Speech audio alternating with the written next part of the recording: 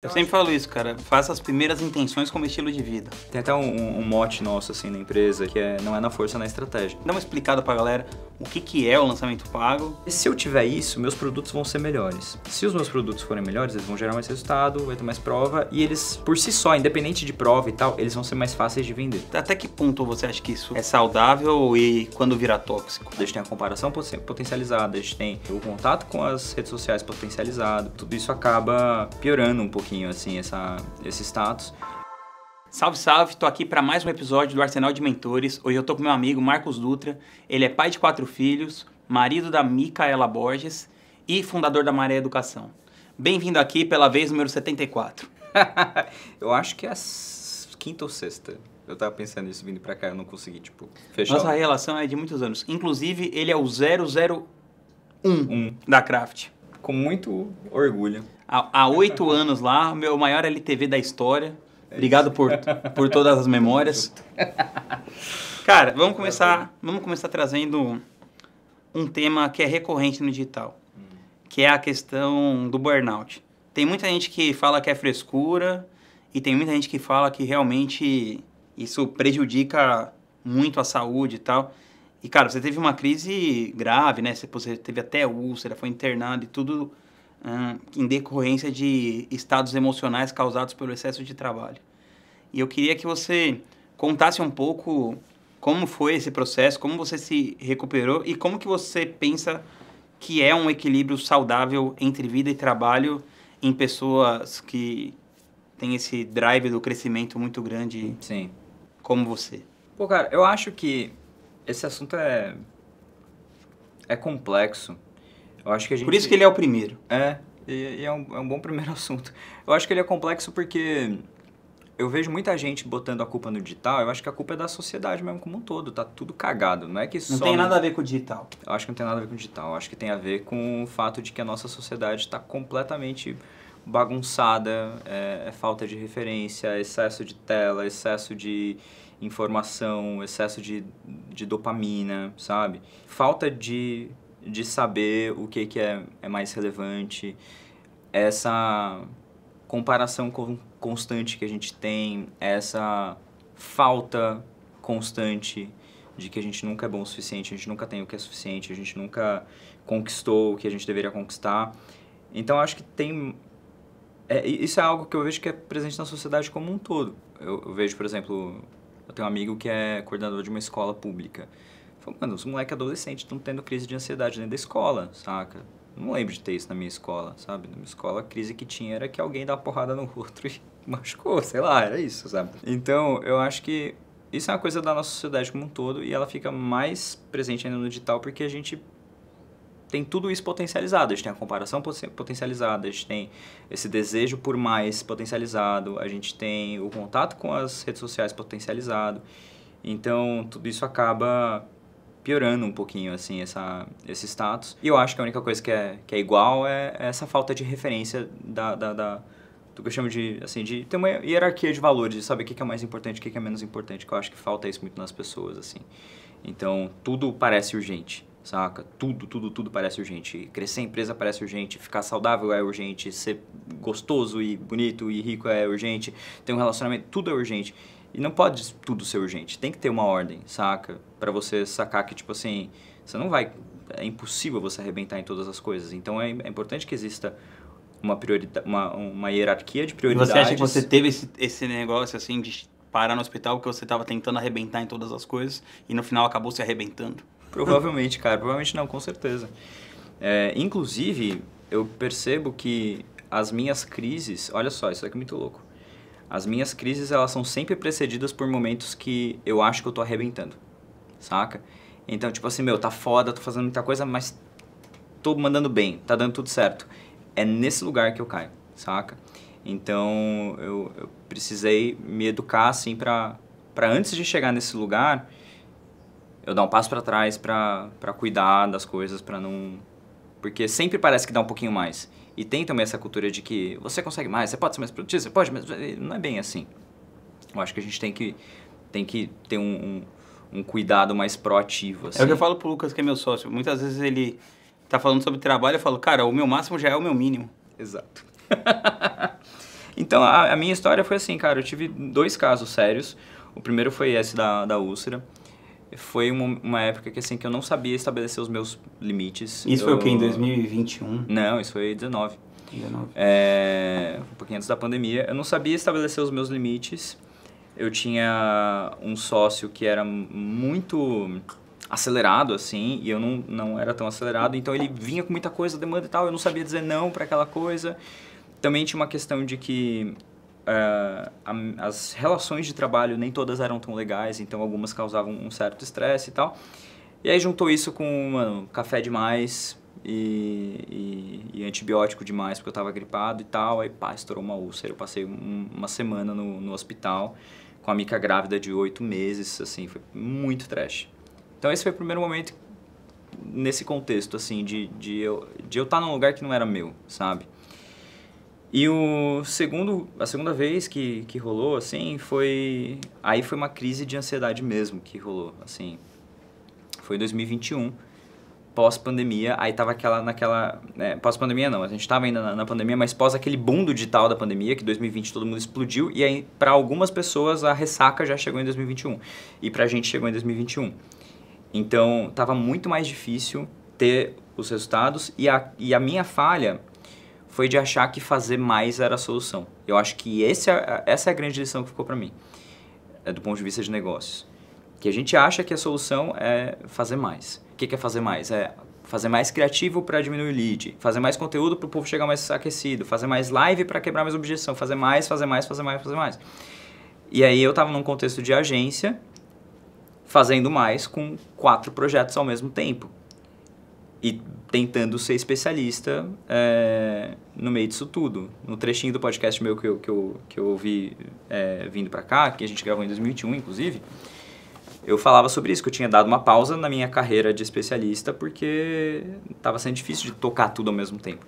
Então, o que aconteceu é que eu passei o primeiro semestre, assim, os primeiros 3, 4 meses do ano fazendo um lançamento atrás do outro, tudo nessa pegada de 1 milhão de coisas ao mesmo tempo, fazendo mais.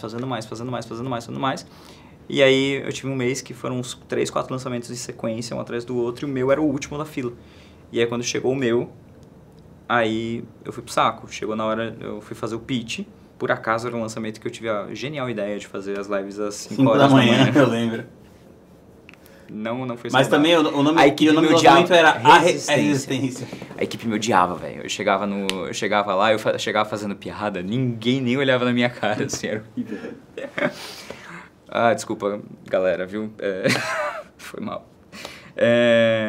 E aí chegou na live do pitch, eu fui no banheiro pra fazer xixi, assim, aí do nada, tipo, mano, o banheiro começou a fechar em cima de mim, o volume começou a ficar muito alto e tal, a galera conversando, eu saí do banheiro gritando, todo mundo cala a boca, desliga o som, desliga tudo e tal, e fui pro jardim do escritório pra chorar, e eu nem sabia muito bem por que eu tava chorando assim.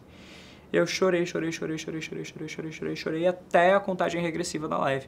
A Mica tava do meu lado, tipo assim, prestes a entrar, saca? Na live no meu lugar. Mas, sei lá, eu tinha um senso de dever, assim, mais com a minha audiência do que qualquer outra coisa, de estar lá, de entregar essa última parte e tal. Eu fiz e é engraçado, quando você tem uma crise dessas, assim, ela te estraga. É como se você quebrasse um vaso e, tipo, o vaso ele vai ficar para sempre quebrado. Por mais que você colhe ele e refaça, vai ser um vaso quebrado, refeito. Então, foi um período bem longo, assim, de voltar dessa crise. E aí... E esse lançamento deu bom, só de curiosidade? Não, foi um lançamento bem ruim. Deu um lucrinho bem vagabundo, assim. E pra piorar, eu tive... Porque afeta, né, claro. Pra caralho, não tem como. Você vê, eu assisti a live depois. Porque dependendo, você podia falar assim, não, eu tô fudido, mas deu certo. Não, nada disso. Aí eu ia falar, crianças, não façam isso em casa. Se fosse hoje, teria dado certo. E eu já explico por quê. Mas na época não deu certo porque, o modelo que eu estava fazendo era muito desse modelo que eu acho que é um erro, não um erro, mas assim, a maneira de levar o digital, especialmente essa parte de infoprodutos, que eu não acho que é o ideal, que é a coisa de botar muita fé, que dá certo, não estou falando que não dá certo, mas que é de colocar todas as suas fichas em construção de relacionamento, construção de influência, construção de marca pessoal. E no meu caso era muito disso. E aí na hora a marca pessoal estava fraca. Não era um Marcos fodão, carismático, legal que estava na tela. Era um Marcos super enfraquecido, tentando dar conta. Então não ia vender de jeito maneiro, não tinha como, saca? Porque aquele personagem atrativo não tava mais ali. E hoje, então indo pra solução, né? Primeira coisa foi me cuidar, né? Fazer terapia pra caralho, tomar remédio.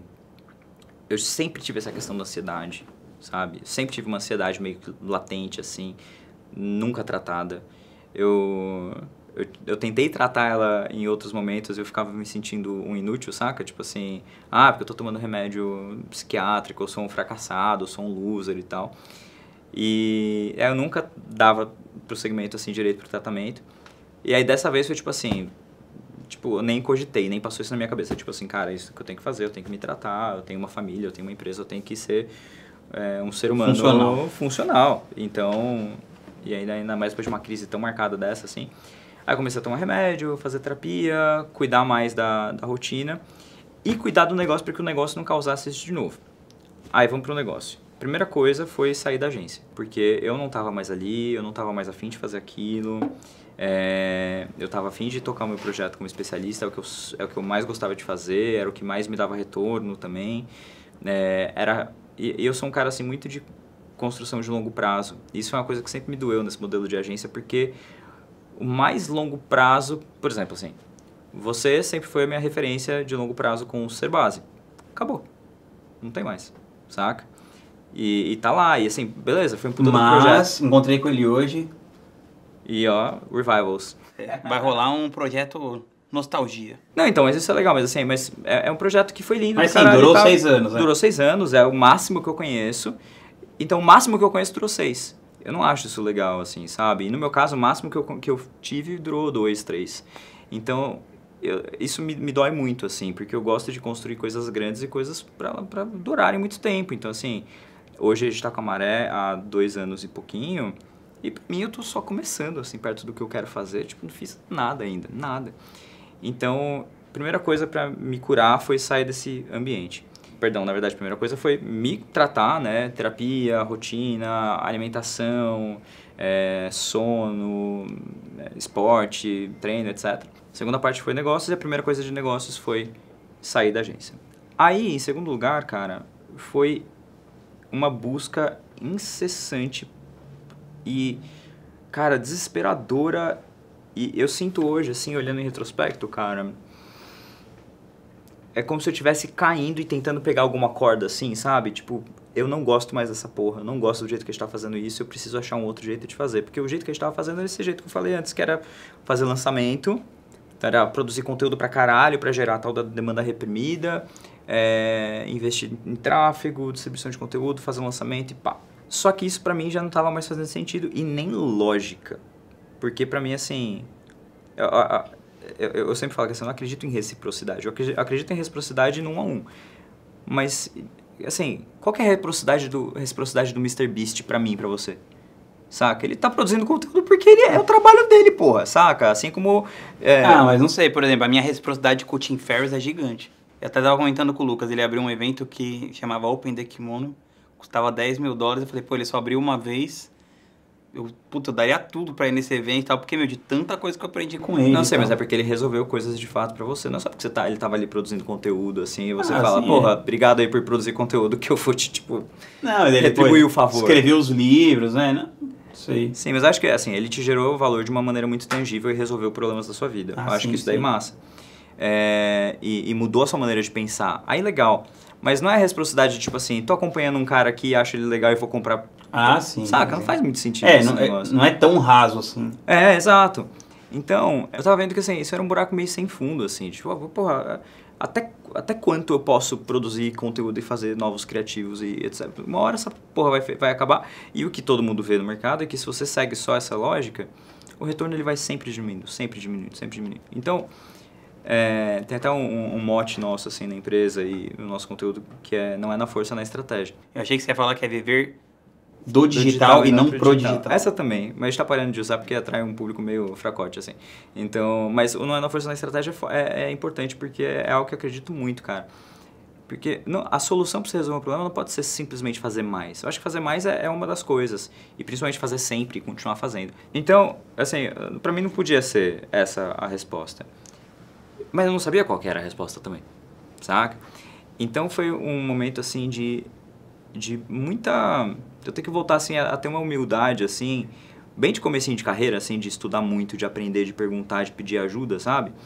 Para eu redesenhar, basicamente, a maneira que o meu negócio é tocado, assim. Então, hoje, por exemplo, ano passado, 23, a gente duplicou o faturamento de um ano para o outro e, cara, assim, mal apareci nos stores, sabe? Mesmo. A minha média, eu peguei assim, eu fiz uma análise um dia, a minha média era de 4 stories por dia, sendo que eu mais não fazia stories do que fazia, e tipo, no dia que eu fazia 20, saca? Então passava 4 dias sem fazer nada e um dia fazendo 20. Sendo que em 2020... Isso é meu lifestyle também. Que é o certo. Sendo que em 2021 eu tinha uma meta de fazer 50 stories todo santo dia, saca? E o resultado é muito maior hoje em dia. Então foi essa busca Mas que também... Você não acredita que é muito difícil você atingir a excelência sem ter frequência? Tipo, Sim. Se você não tivesse passado por isso... Com certeza. Você não saberia fazer hoje esses 8 que já é um resultado. Com certeza, com certeza. Faz parte. Porque também eu fico só tomando cuidado, porque às vezes a pessoa que tá vendo isso não teve resultado no digital. Ainda ela pensa assim, é só eu fazer 4 stories então e pronto. Sim, não. A resposta não é fazer... Esse que é o ponto. A resposta não é fazer menos, é fazer melhor. Saca? E aí, às vezes, pra você fazer melhor, você tem que passar pelo volume. Isso é uma coisa que eu até falo pros meus mentorados. Às vezes eu falo assim, cara, eu acho que você tá no momento de, tipo assim, faz pra caralho pra você entender qual que é a tua pegada, o que é importante pra você. Só que eu já passei dessa fase, né? Uhum. Então, a solução pra mim foi isso, assim, pra ser bem prático, assim, e didático pra quem tá assistindo. Criar produtos muito fodas. Então, eu e a Mika, a gente passa muito tempo na concepção de produto. Sendo que antes o produto, óbvio que eu sempre me importei, eu nunca fui tipo assim, foda-se, vou lançar qualquer bosta. Mas eu não colocava o produto como sendo a prioridade máxima. E hoje é a prioridade máxima do meu negócio, é a coisa que eu mais penso.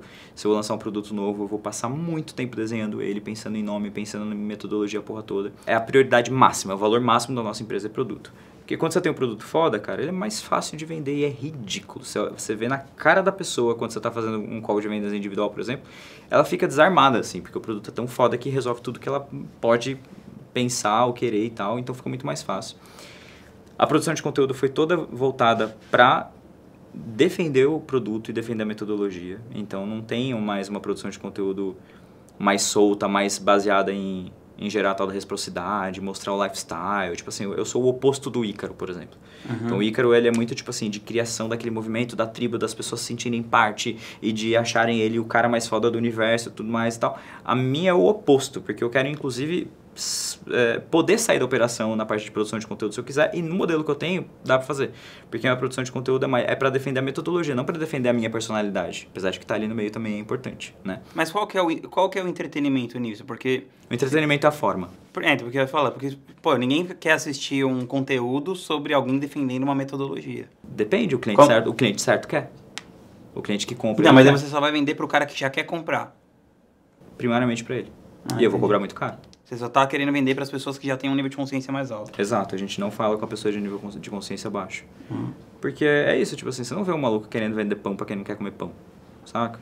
Não, mas de repente, sei lá, que nem a indústria do leite, né? Então, onde os caras viram e falam, cara, tomar leite vai ajudar seu cálcio, não sei o quê. Caralho. Mas eu acho que o mercado, ele vive disso, né? De criar necessidades que não existiam antes. Não, mas eu discordo, cara. Porque você pega, por exemplo, o Pedro Sobral. Ele criou um mercado.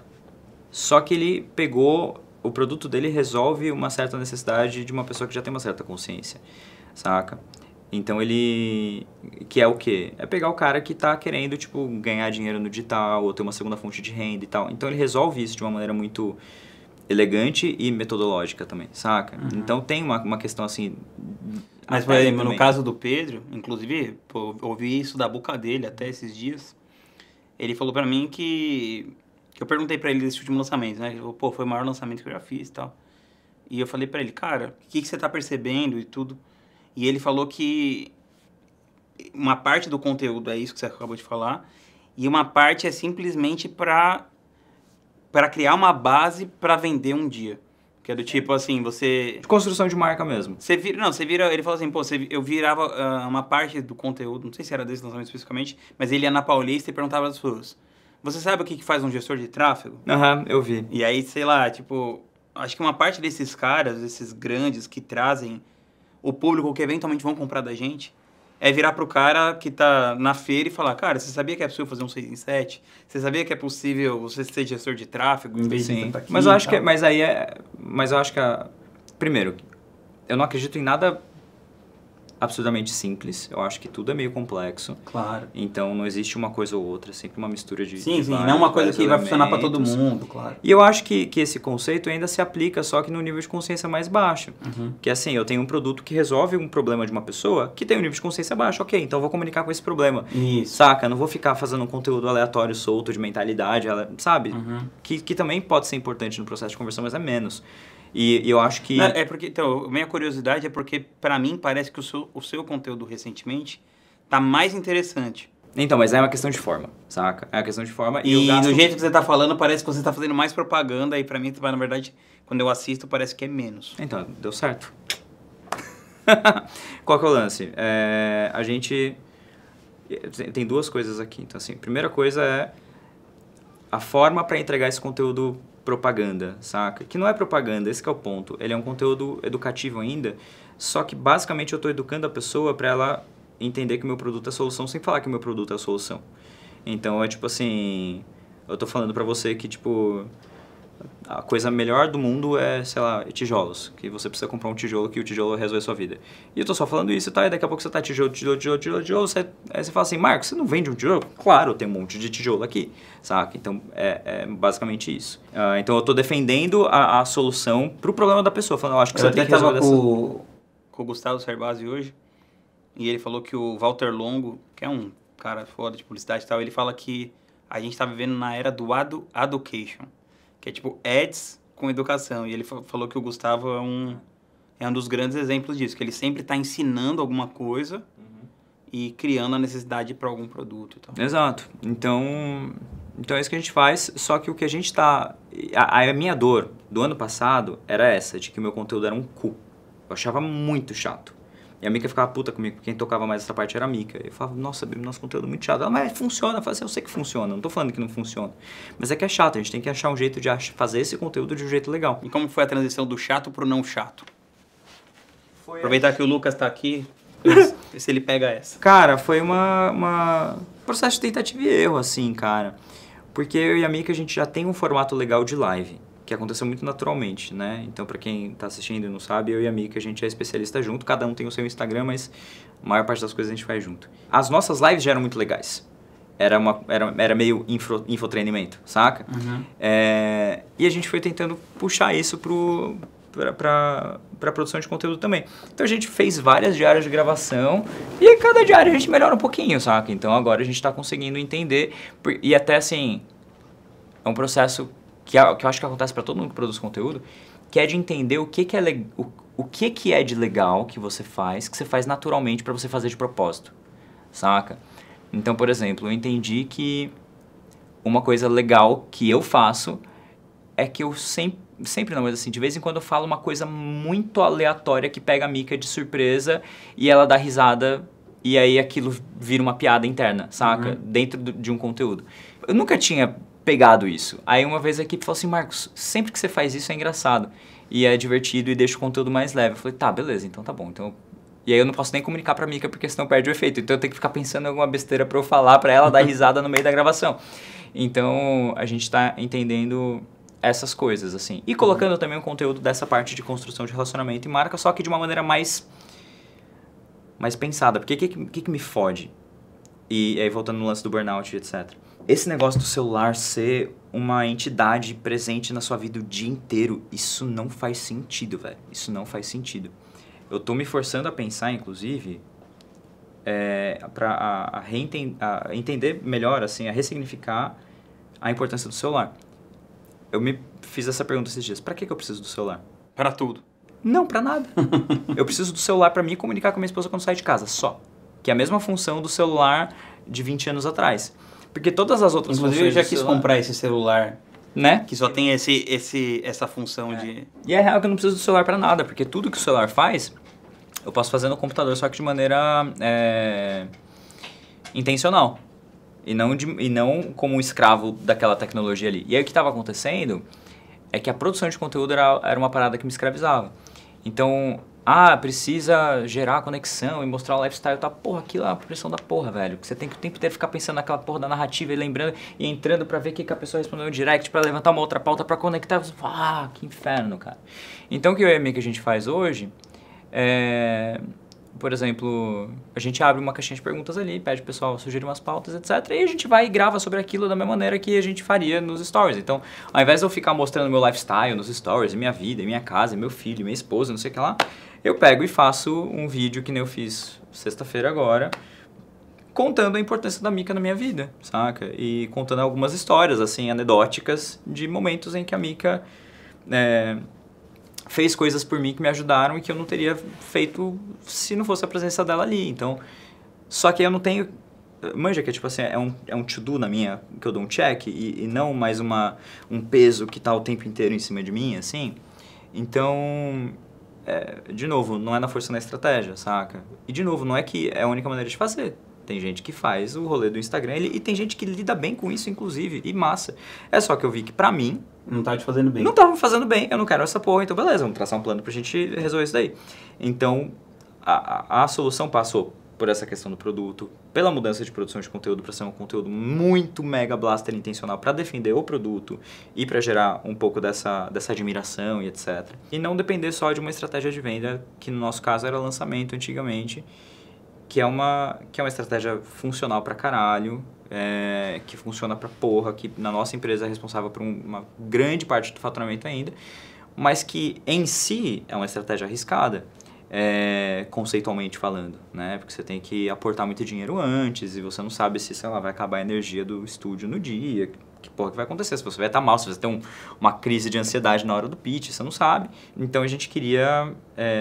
E isso aumentava também a questão da ansiedade e tal, então a gente queria ser menos dependente disso e hoje a gente é. Hoje, esse ano, a gente vai fazer 2 lançamentos desses grandes só, sendo que em 2021 eu tinha, sei lá, 30 agendados entre os meus e os da agência, né? E aí...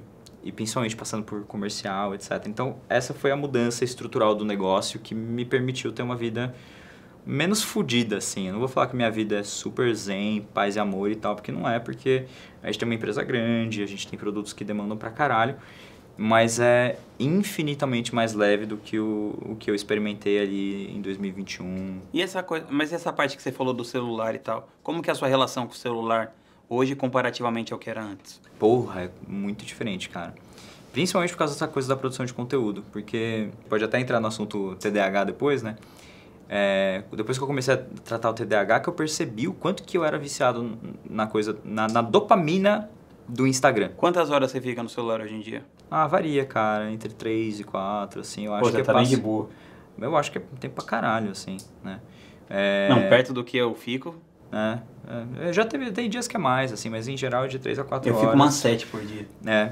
Eu tenho dia desses, assim, e você termina o dia de ressaca, como se você tivesse, eu sei que você não bebe, né, mas como se você tivesse tomado um porre e você tava podre no final do dia. Então antes eu passava esse tempo no Instagram tranquilamente. Não, eu não fico no Instagram, eu fico mais no WhatsApp.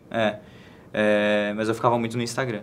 E era nessa coisa de produção de conteúdo, de ficar pensando no que eu vou postar, só que quem faz conteúdo talvez vai se visualizar nisso, né? Tipo assim, vou fazer um stories. Aí você abre. Só que antes de você clicar no negócio do stories, tem um feed. E aí muitas vezes o feed te pega. Aí você volta pro story, só que antes disso você vê que tem um direct. Aí você vai no direct, aí você posta o stories. Legal, aí você posta o stories. Aquele stories vai gerar reações. Aí você vai no direct, vai ler aquilo ali. Ciclo infinito. E aí você vai pensar na outra coisa que você vai postar. E na outra coisa, e na outra coisa, e na outra coisa. E aí quando você manda bem, igual eu sei mandar bem no stories, por exemplo. É uma bosta, porque você tá o tempo inteiro sendo validado, saca? O tempo inteiro tem gente te amando, gente falando que você é muito inteligente, que sacada maravilhosa, dando risada das suas piadas e tal. Então, assim, é uma droga muito potente, cara. E aí eu só percebi isso com o lance do TDAH. Porque quando eu comecei a tratar o TDAH, e eu comecei a ser mais assertivo e intencional com as minhas ações, aí eu comecei a pensar, tipo assim, porra, não faz sentido eu ficar o dia inteiro com a porra da minha cara enfiada no Instagram, sendo que eu posso parar, blocar, produzir e depois soltar, porra, saca? Então, é isso. Antigamente eu passava muito mais tempo no celular. especialmente por causa dessa coisa do Instagram, e aí do Instagram surgem as outras drogas, porque você sai do Instagram e vai pro WhatsApp, vai pro YouTube, vai pro... ficava muito tempo no celular. Então hoje eu tô, inclusive, me treinando pra nem ficar com o celular por perto. Porque se você ficar por perto, você vai acabar usando. Então eu tento não ficar com ele, assim, tipo, besteira. Agora eu tenho pontos fixos de carregador de celular na minha casa. E eu não posso tirar eles de lá. É uma regra que eu botei pra mim mesmo. Então, tipo, se eu tenho... tá acabando minha bateria. Eu não vou pegar o cabo, plugar no computador e deixar ali. Não, eu vou deixar na tomada lá. E fica lá, saca? E eu tento deixar lá o máximo de tempo que eu puder. Porque é isso, sei lá. A minha prioridade é eu me sentir bem e não ficar mexendo ali.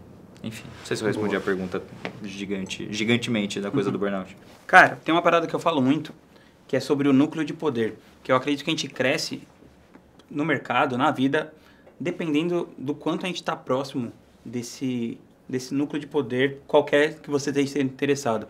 Então, por exemplo, pode ser no marketing digital, ou eu vejo que, no meu caso, além do trabalho, eu estou muito próximo de um núcleo de poder da galera que trabalha com saúde mental, então eu percebo que eu vou evoluindo nisso.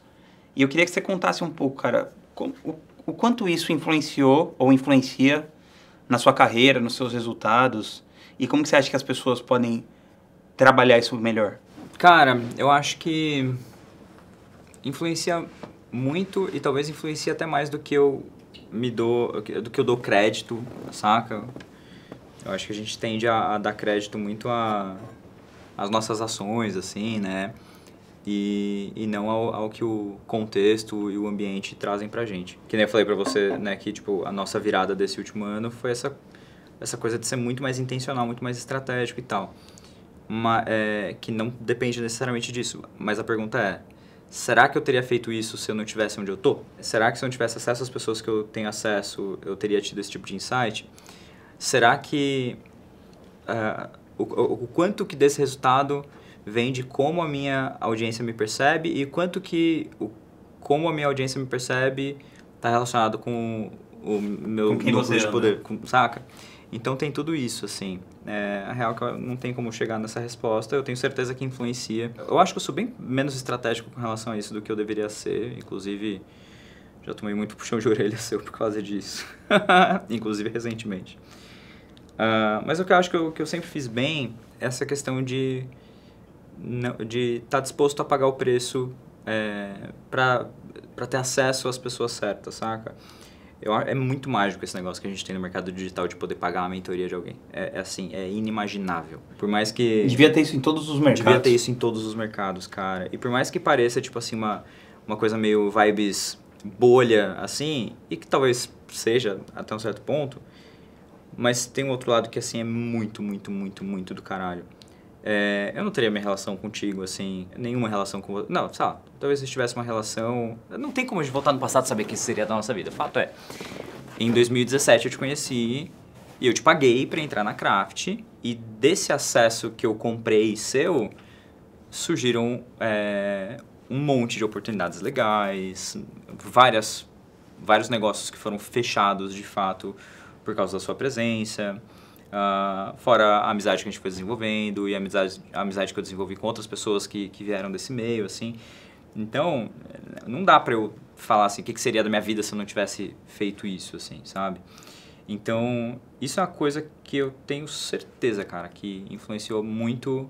Então, mas tem assim, ó, tem essa parte que você fez, que você foi lá e comprou o acesso, mas você se desenvolveu lá dentro, porque às vezes a pessoa, não necessariamente um mastermind, a pessoa vai num evento e fala, pô, fui num evento pra fazer networking, pra conhecer pessoas e não deu em nada, tal, né? Como que você acha que é a maneira certa de você fazer isso? Cara... Você que é um cara desenrolado. Eu acho que eu sou desenrolado, mas assim, eu sou menos cara de pau, assim, que eu poderia ser. Eu confesso que eu sou até pouco estratégico nisso, assim. Então... Você vai tipo revelação? Como é que a revelação vai? Deixa acontecer. Tipo isso. O Lucas se desesperando aqui nos bastidores. Tipo assim, na Craft. Quando eu entrei na Craft, eu lembro que eu sempre tava ali tentando gerar valor pro grupo e tal. Mas eu nunca tive, assim, uma coisa tipo... quais pessoas aqui desse grupo que eu preciso ter uma relação mais próxima, porque eles podem me gerar uma oportunidade disso, aquilo. Nunca tive isso, assim.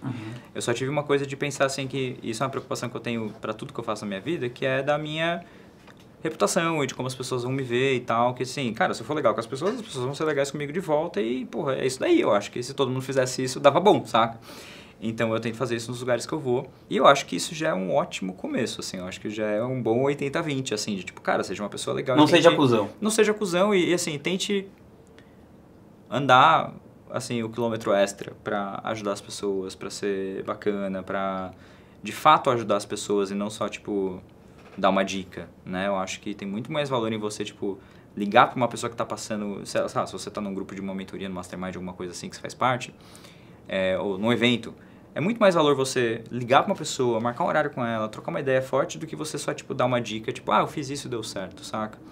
Então, acho que esse era o tipo de coisa que eu tentava fazer. Eu lembro que eu sempre tive uma coisa de formar grupos paralelos dentro desses lugares, assim. De ter uma galera que eu acho que é uma coisa super saudável, que eu recomendo que a galera faça dentro das minhas mentorias, por exemplo. Que é tipo, velho, pega as pessoas que você mais se identifica e fica mais próximo ainda dessas pessoas, assim, pra vocês se fortalecerem, né? Então, isso foi uma coisa que eu sempre fiz muito naturalmente. Até mesmo meu rolê com a Mika veio disso, assim, né? Tipo, eu conheci a Mika dessa maneira. A gente se conheceu por causa de trabalho, um pouco assim e tal. Então, ela sabia que eu fazia o que eu fazia, eu sabia que ela fazia o que ela fazia e tal. E aí, um dia, ela me falou, Marcos, tô fodido aqui, eu não sei, tô com um problema no meu tráfego e eu não sei pra quem recorrer, só conheço você que trabalha com isso também, você pode me ajudar? Me dá uma dica? Eu falei assim, não, cara, vamos marcar uma reunião, vou te ajudar. E por mais que tenha sido a reunião mais certa de toda a minha história, a única estratégia que tava ali é tipo assim, cara, quero ser legal com essa pessoa, na esperança de que, sei lá, a gente tem uma relação bacana, que ela seja legal comigo lá na frente, alguma coisa assim, mas sem uma segunda intenção tão imediata, assim, sabe? Eu sempre falo isso, cara, faça as primeiras intenções como estilo de vida.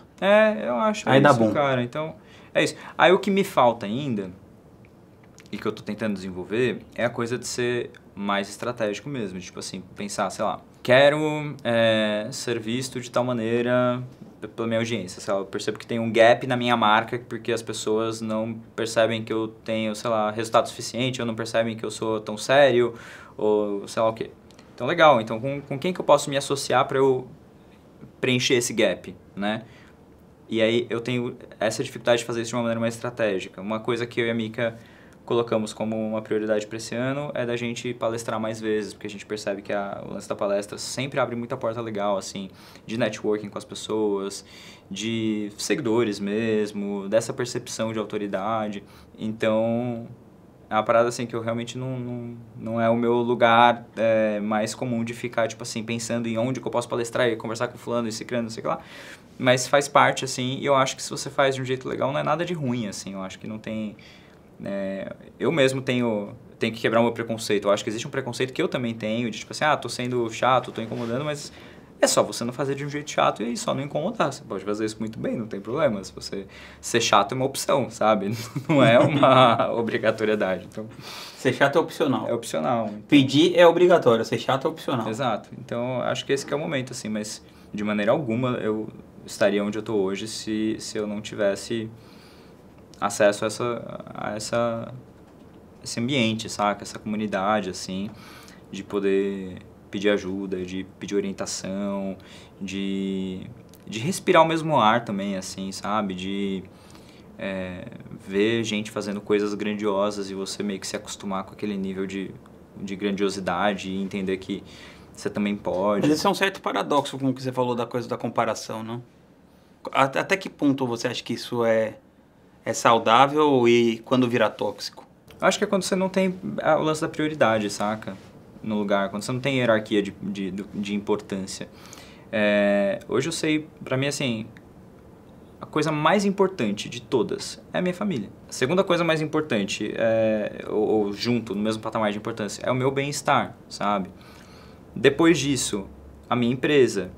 E na minha empresa é caixa, sabe? Faturamento, bater as metas.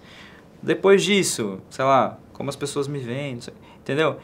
Aí o lance é que as pessoas, elas invertem isso. É tipo, a pessoa tá tipo assim, completamente fodida, sem grana, mas a grande preocupação da vida dela é o que as pessoas vão achar, não sei o quê. Então hoje eu Aí tá lá passando bolsa no cartão de crédito. passando bolsa no cartão de crédito. Então assim, inclusive eu nem tenho mais, antes eu tinha pira do networking forçado, assim, de tipo, estou aqui na Craft, por exemplo. E eu tenho que conversar com as pessoas e tal, porque o que as pessoas vão achar? Eu tenho muitas coisas pra pegar aqui e tal. E hoje eu pensei assim, cara, ok, networking é legal. Tá aqui com essas pessoas é legal. Mas assim, tem alguma coisa que eu preciso tirar daqui que é urgente pra mim? Hoje?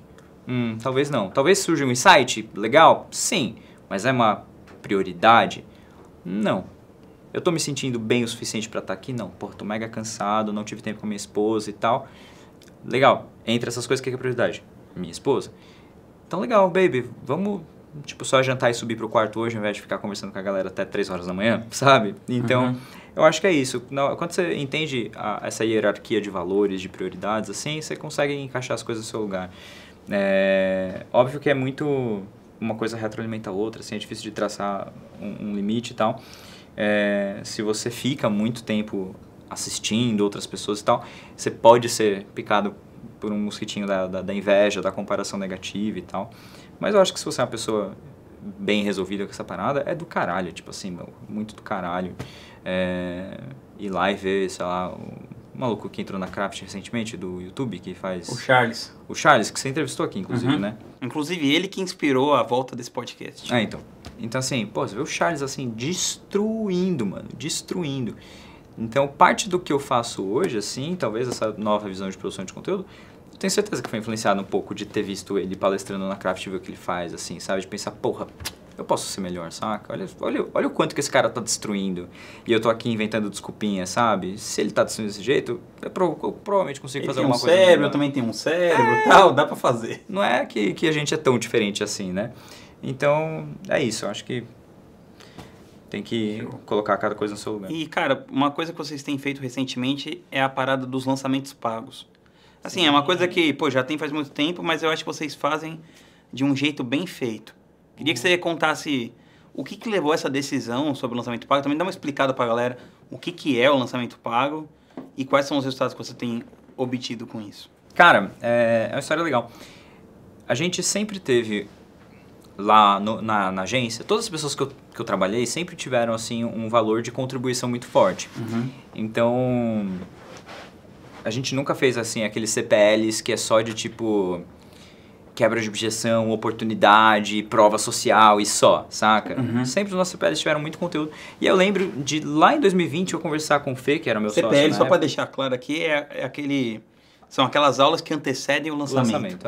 E eu lembro de conversar com o Fê, que era meu sócio na época. Falei assim, porra, Fê, a gente podia cobrar por essa porra, porque é muito bom. O conteúdo é bom mesmo, assim, dava pra gente cobrar.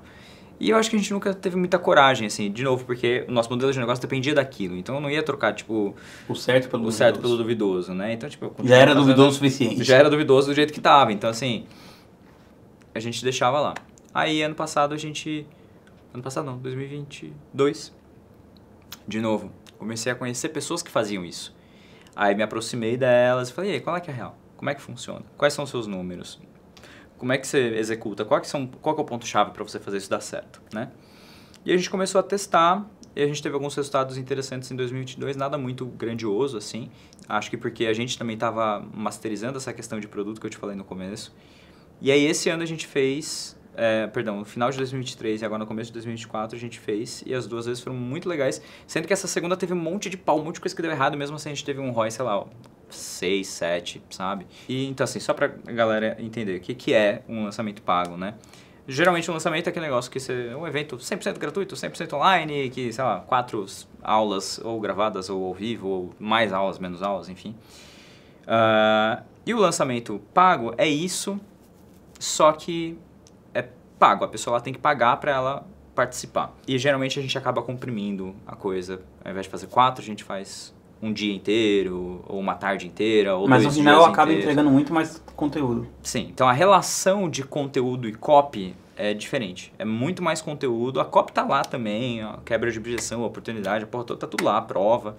Tá lá, só que a proporção é muito maior, sabe, de conteúdo. E o conteúdo ele é mais específico, né? Então o conteúdo de um lançamento, geralmente, ele é bem amplo. Você vai lá tocar, tipo assim, sei lá, nos pilares da sua metodologia, uma aula para cada coisa, assim, uma coisa mais superficial e mais ampla. No lançamento pago que a gente tem feito é uma coisa específica pra caralho e profunda. Então, é a nossa maneira de entregar um conteúdo da porra sem matar tudo, né? Então, a gente pega uma vertical ali e a gente se aprofunda muitão nela. E o que acontece é que, primeiro, você tira muita parte do risco do lançamento. Apesar de que esse não é nem um ponto, mas é legal. É um bom... É um bônus. É um bônus legal, assim, que tipo... Antigamente eu pagava por lead, agora o lead me paga. Porra, mó legal isso aí, velho. Então, essa é uma coisa. Segunda coisa é que vem um lead muito mais qualificado. Muito mais. Ano passado, a gente fez um que a gente investiu 16 mil e faturou 1 milhão e 100, mais ou menos. E o principal motivo que a gente fez dessa maneira e não gratuito é porque eu queria trazer uma narrativa para um público muito, muito qualificado. Então a gente falou, cara, vamos colocar esse paywall, saca? Vamos colocar um pagamento aqui só para a pessoa, pra gente filtrar. E aí, pelo fato da pessoa pagar... Ela vai. Ela vai, velho. Então a gente tem, assim, taxa de comparecimento de 95%. No pitch a gente tá com 70%, 80% da audiência. Então acabou que a gente fez, tipo assim, o lançamento da trilha da nossa mentoria. A gente tem... O nosso maior lançamento, a gente tinha, sei lá, uns 8 mil leads. E aí no pitch tinha 400. Aí agora a gente fez o lançamento pago no final do ano passado. A gente fez 500 leads pagos, né? 500 clientes. E a gente tinha as mesmas 400 pessoas na hora do pitch, saca? Só que 400 pessoas muito mais qualificadas. Então, isso é muito legal. É muito legal para a marca também, porque eu acho que o lançamento, por ele ter essa proporção diferente de conteúdo e de copy, tem gente que se incomoda com isso e tal. E você não tem a chance também de você entregar um puta conteúdo pra pessoa falar, caralho, mano, o Vinhas é muito foda, sabe? Porque fica naquela enrolação, naquele lenga-lenga de lançamento. Então, eu acho que são muitos pontos positivos, assim, sabe? E aí o que aconteceu é que a gente começou a fazer isso e agora a gente, por exemplo, a trilha a gente não pretende mais fazer o lançamento gratuito dela. Porque não faz tanto sentido para um perfil de cliente como o da trilha, que é um cara muito, muito consciente, é mais jogo a gente fazer pago, saca? Porque um cara que está faturando, sei lá, seus 50, 100 mil por lançamento, ou faturando 200 a 500 mil por ano, esse cara não vai ficar assistindo coisa gratuita, sabe? Então, é melhor a gente ir lá e cobrar um valor, por mais que simbólico, pro cara falar, para ele se ligar que a gente vai realmente entregar um conteúdo foda ali. A gente embala essa imersão de R$97 como se a gente fosse, mano, salvar, assim, popular Marte, saca? A gente realmente faz uma parada muito foda e então as pessoas, tipo, se comprometem e tal. Então a chance desse lead muito qualificado se interessar, comparecer e comprar nesse formato, pra mim, me parece ser maior. Não é uma parada assim que eu fiz centenas de vezes ainda, como eu fiz lançamento, pra poder falar que é assim, mas é uma parada que pra gente faz muito sentido e tá alinhado com o que eu acredito, assim, sabe? De novo, não é na força, na estratégia. Eu gosto muito dessa relação, saca? De tipo assim, me dá mais prazer entregar um puta conteúdo pra um cara que me pagou R$97 do que ficar rodando um monte de loucura pra entregar um conteúdo pra uma pessoa que não me pagou nada, saca? Porque eu sei que a pessoa que me pagou 97, ela confiou em mim, ela separou o tempo na agenda dela, ela tá ali pra aprender, ela realmente quer e tal. Então eu prefiro falar com esse cara, sabe? Muito mais legal, né? Muito mais legal. Não tem que ficar naquela loucura de ficar assim, mano, dando duplo twist carpado pra fazer antecipação de live pra ver se 5% da porra da lista comparada. Puta, mano, eu não tenho saco pra essa porra, sabe? Então... Acho que é esse mais ou menos o contexto, assim. Legal. Cara, com tudo que você sabe hoje, qual seria o conselho que você daria pra você mesmo se você tivesse quando você estava começando? Depois de tudo que você passou no digital. Eu ia começar com quase com a Mica. Cara, é um conselho que eu daria pra mim na época, que eu daria pra todo mundo hoje e daria pra mim hoje, que é algo que eu preciso entender ainda e que tem a ver, inclusive, com equity, se for parar pra pensar. Que é o lance da metodologia, sabe? A gente vende educação, a gente vende informação, né? E eu acho que deixar essa informação como sendo um mel que vai escorrer do cérebro grandioso do Vinhas naquela live específica é um desleixo, assim, sabe? E é uma parada que deixa muita coisa foda que poderia surgir dali, sabe? E que não tá ali. Então... eu acredito que a maneira para você construir um negócio estável pra caralho é você pensar que, cara, eu entrego informação. Então, o meu principal trabalho é organizar essa informação da maneira que, assim, de maneira que ela seja a mais eficaz, organizada, fácil de implementar possível. Porque se eu tiver isso, meus produtos vão ser melhores. Se os meus produtos forem melhores, eles vão gerar mais resultado, vai ter mais prova e eles, por si só, independente de prova e tal, eles vão ser mais fáceis de vender. E isso abre espaço para você sair do holofote. Então, o holofote não está mais em você, mas sim na sua metodologia. Você sabe quem que é o criador do Scrum? Não. Exato, mas você sabe o que é o Scrum? Sim, claro. Sabe? Então, e o Scrum é uma metodologia aplicada em um zilhão de lugares. E assim, a gente pesquisa rapidinho, quem é muito do Scrum sabe quem é o cara e tal, beleza. Só que o método superou... O produto é maior do que o criador. Exato, o produto e o método é maior do que o produto, inclusive, assim, porque de produto ele tem o livro, tem consultoria, tem formação, tem um monte de coisa, mas o método superou tudo. E aí quando você tem um método muito redondo e você, assim, lapidou esse cara com toda a sua energia, você pode treinar outras pessoas e aí você ganhou o universo, porque você não precisa mais ser você, sabe? Sei lá, qual que é o produto mais caro que você pode ter numa esteira digital? Seria uma consultoria de implementação, que eu vou na sua empresa e faço um bagulho no seu lugar. Cara, se você tem um método muito forte, muito bem definido, muito validado, muito acertadinho, constrói um exército de caras para você entregar consultoria. Fodeu, você vai escalar o produto mais caro de todos, não tem concorrência para essa porra, sabe? Uhum. Que é o que o cara, como esse cara do Scrum fez, sabe? Então ele tem um negócio gigante de formação, de consultoria, não sei o que lá, tudo em cima do método, ele não faz uma porra nenhuma, sabe? Sei lá o que ele tá fazendo hoje em dia. Ele deve estar fazendo alguma coisa, mas certamente consultoria que não é. Então, certamente não é por dinheiro. E, provavelmente o dinheiro não. Dele já ganhou. Já ganhou pra caralho. Então, eu sinto que antes, no começo, e eu sinto que o mercado ainda como um todo, ele tá se conscientizando da importância disso cada vez mais, mas ainda, como uma média, pouquíssimo preocupado com isso. E eu no começo era uma coisa assim muito tipo assim, vamos criar um produto aqui, beleza, sobre o quê? Isso aqui, né? Bota umas aulas aí, vamos pensar nos módulos, quais são os assuntos e tal. E não pensar em construção de algo replicável, né? Eu lembro que, acho que no nosso último podcast você me perguntou, eu estava no processo de sair da agência, né? E aí você me perguntou, mas como é que você vai manter a sua autoridade de skin in the game se você não está mais fazendo para outras pessoas? E eu te dei uma resposta na época que hoje está muito mais validada para mim, que assim, a minha autoridade não vem do que eu faço, mas sim do resultado que os meus mentorados têm, porque se eu sou um chato do caralho em gerar muito resultado, medir resultado, eu conduzo a nossa mentoria como se fosse um laboratório de pesquisa, saca? Aí eu consigo entender que, tipo assim, cara, os dados me mostram que esse formato de lançamento é melhor do que esse. Uhum. Que quem faz isso tem mais resultado. E eu consigo filtrar isso por nicho. Que, tipo assim, para esse nicho essa estratégia é melhor, para esse outro nicho essa estratégia é melhor.